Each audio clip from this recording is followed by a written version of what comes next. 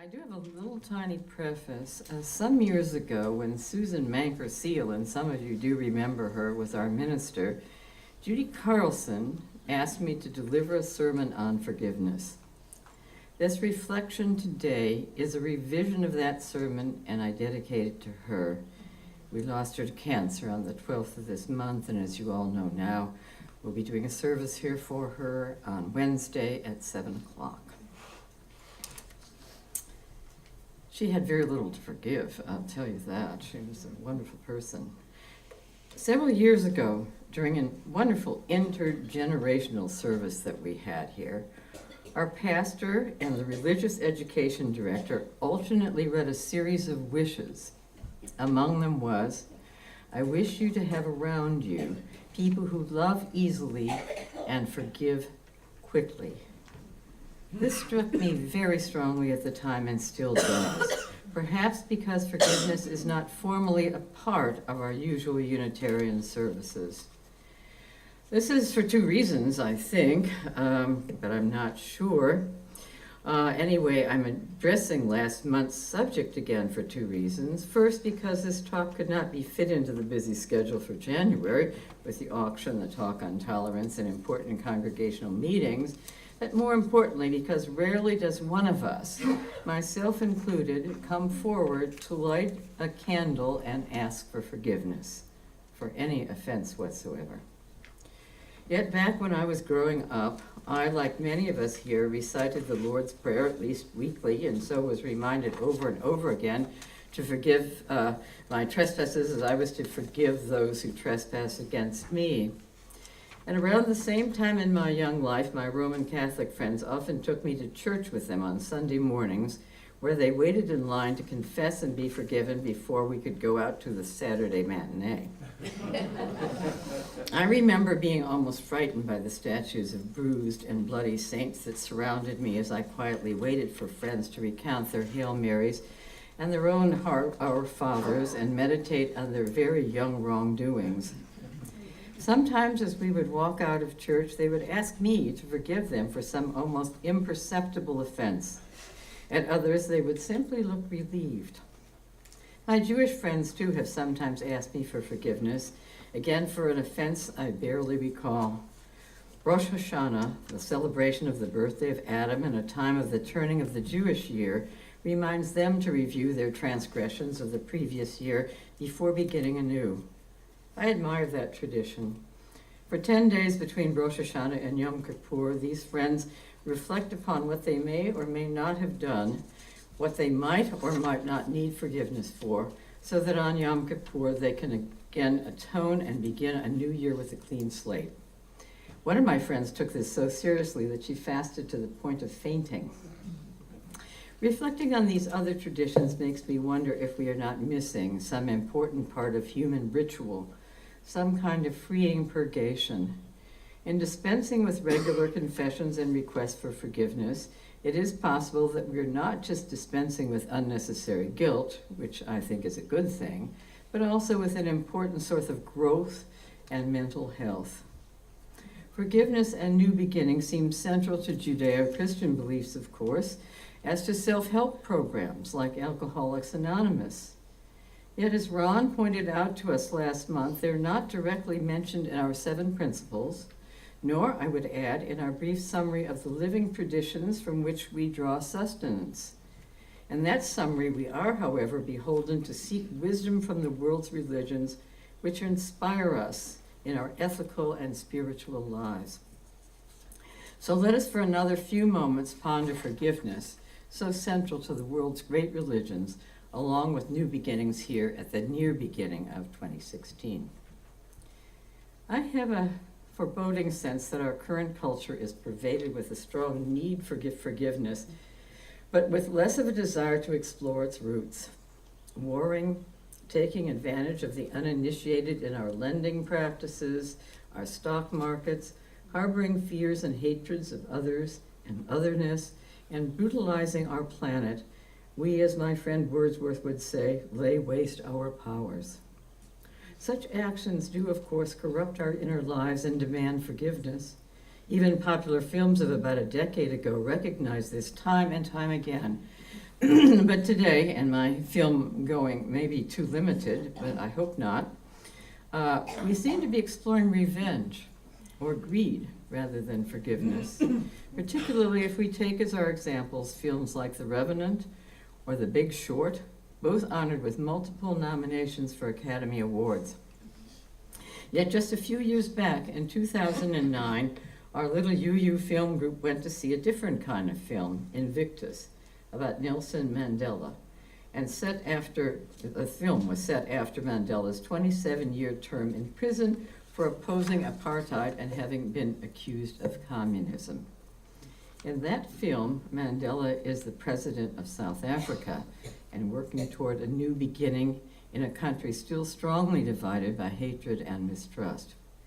We see little of his early struggles and the pain of his incarceration, just a brief look at his tiny cell in that film.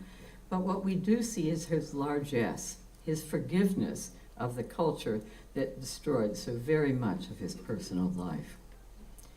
In this month, when we explore justice, let us pause for a moment not to look at the injustices that Mandela suffered for so long in such difficult circumstances, but how he overcame bitterness so that he was able to forgive his captors and move ahead.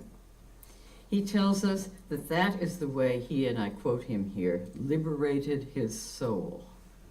Among other things, he spent time exploring the message of Invictus, that powerful Victorian poem by William Ernest Henley that Mandela says got him through his lengthy captivity. Let me refresh your memories of the poem, one that high schoolers like myself used to be asked to memorize, but is no longer even included, and I can tell you this for a fact because I taught the field, in most anthologies of Victorian poetry. And let me read the poem just for a minute. Out of the night that covers me, black as the pit from pole to pole, I thank whatever gods may be for my unconquerable soul. In the fell clutch of circumstance, I have not winced or cried aloud. Under the bludgeonings of chance, my head is bloody but unbowed. Beyond this place of wrath and tears looms but the horror of the shade, and yet the menace of the years finds and shall find me unafraid. It matters not how strait the gate, how charged with punishments the scroll. I am the master of my fate. I am the captain of my soul. This is a harrowing message. The gods here are not givens. The darkness seems impenetrable. Life is full of pitfalls. The years can be menacing. But the message is, of course, that one can survive such things through one's own fortitude. In Mandela's case, incorporated into that fortitude was forgiveness, very deeply, a necessary component of his recovery. I'm going to have a little, this is horrible. I hate to see people do this, particularly politicians, but I'm not a politician.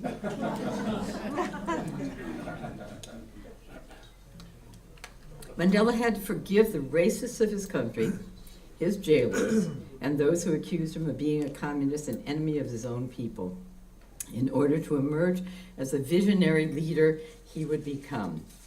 And he had to practice both restraint from resentment and generosity of spirit in order to forgive. Many of us know people who, unlike Mandela, are unable to forgive their spouses, their children, their parents, their co-workers, or other neighbors for some real or perceived transgression. Over and over again, they may tell us the tales of their persecution, the unfairness of their lives. I've heard this many times. Or their situations, their inability to get over, I'm using words I've heard often, the hurts that they have sustained. Some may have been beaten, and some may even have gone back for another time of beatings, hoping that the situation somehow would change. It did not. Such hurts build up terrific resentments that are very difficult to dispel. But forgiveness, like Mandela's, is a choice, one that calls for conscious, adult understanding of past situations that can no longer be changed, since only attitudes toward the past, but not the past itself, can be altered. Last month, Reverend Ron requested that we all keep reminding ourselves of a phrase, as a you, I forgive. And we were asked to fill in the blank of what we would forgive for each of our own selves. His sermon came at an extremely crucial time for me, personally. I kept going over and over and over again the waste of my beloved's cousin's life during this very past Christmas week when he was strangled to death for a backpack and a few dollars. Such an act seemed unforgivable at first, and a good reason for the charge of first-degree murder that was pronounced on Howard's murderer. But as I found out more, and this did certainly not diminish my deep sense of loss over Howard's death, I began to learn more about the murderer himself. He was lost, a victim of a dark night. He was a parolee, a street prostitute, and homeless. May whatever gods be work with him in his continued hours of darkness to try to bring him into some kind of light. My journey to forgive him has just begun, but along with it are many reasons for me to forgive him as a you, as Ron suggested we all do. This young man had somehow become exiled from simple day-to-day decencies and comforts. He is a victim as well as a perpetrator. And I think the interlude, thank you.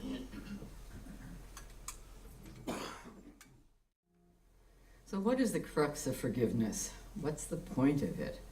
How does it affect situations? What does it do for the forgiver and those who are forgiven?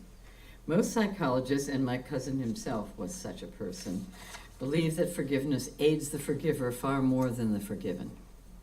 One Unitarian minister, the Reverend Matt Tittle of Houston, Texas, even suggests that forgiveness involves radical self-interest. Here I understand radical literally as signifying the root of things, a self-interest that affects one's deepest center. Those of us who need to forgive sometimes have pent-up resentments that are self-destructive. In failing to forgive, we often begin to victimize ourselves more than we initially may have been victimized ourselves. Stored resentments can curdle us. They can lessen creativity, joy, the ability to love others. They can become obsessions, deplete energy, lead to deep depression. In short, they can make us sick. The ironic thing about this sort of self-damage is that it connects us even more deeply to those we fail to forgive. We keep them close to our memories and ourselves, going over and over difficult past situations until, through our own thinking, they gain more power over us. This is not to counsel the old adage about forgiving and forgetting. By forgetting, we might fail to change or grow through a deepened knowledge of our own situations, what has led to them, how we can learn to avoid them, and so on. In Mahayana Buddhism, one's enemy can be considered one's best friend, a kind of bodhisattva or guide. This does not mean that we are to emulate enemies, but to learn to deal with their kinds of behavior and our own toward them as well. Golden rules in the Christian Gospels abound in this kind of advice. Do unto others that you would have them do unto you. Judge not that ye be not judged. Forgive and you will be forgiven. And remember the warning of Jesus, some of you remember this, famous parable of forgiveness. We are not to forgive 7 times, but 7 times 7, he tells his disciple Peter. That is the kind of forgiving that was required of Mandela. It does not require that he find reconciliation with his captors, though he did that as well, but only that he would forgive them. Forgiveness, then, is serious business. And at the University of Wisconsin, of course, universities always have to be part in these things, there was a whole institute to study its nature. Reading about it made me think of its closeness to grief, as famously described by Elizabeth Kubler-Ross. There are, according to the International Forgiveness Institute, 4 phases of human forgiveness. One must first acknowledge the injury, of course, and confront the emotions it has created face on, accepting one's own anger at the situation that has called forth any kind of forgiveness. Then in the second phase, one has to realize that continued focus on the situation, and I mentioned this earlier, will only cause more, at this point, unnecessary suffering. As one person describes it, one has to, and I'm quoting here, start feeding the wolf of vengeance only scraps and start nursing the health of the wolf of forgiveness.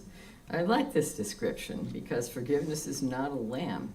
It's strong stuff. It has sharp, pointed teeth. The third phase is extremely hard, however, because it's the work phase.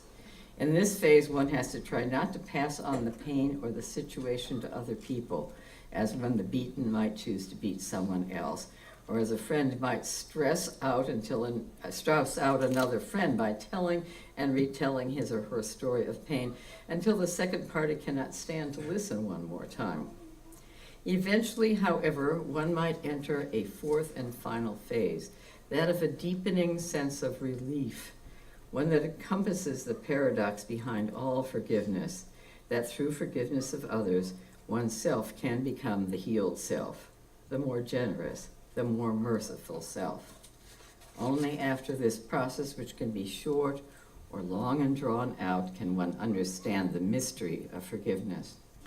In fact, after such a process, one can also begin to forgive oneself, perhaps the hardest of all forms of forgiveness. Another drink of water, if you'll excuse me. Sometimes self-forgiveness seems impossible, for many reasons, that some of us here know, and as was vividly shown in another short film, popular at the time of the one about Mandela, entitled Brothers. There a captain, a Marine, previously a very good man, winds up under duress, killing one of his own Marines, a man he himself had taught to hold out against torture and oppression of the worst sorts. How does one live with such a thing? In this film, the hero cannot. He breaks down and winds up in a Marine's mental institution, the truest victim of the war. He cannot bear to tell his story because to him it's so abominable. Yet scripture, psychiatry, and the wisdom of the world would tell us that unlike him, we must recognize our humanity even in our worst deeds and greatest weaknesses, and learn that difficult thing called self-forgiveness in order to attempt to live new lives and healthy lives. We only poison and isolate ourselves by failing to work on forgiving ourselves as well as others. We can never change what happened in the past, but we can make inroads into new sorts of lives. We can remember that every morning is new. Every morning the world begins again. Every morning life could be different. Let us all celebrate the opportunity that this very morning brings to us.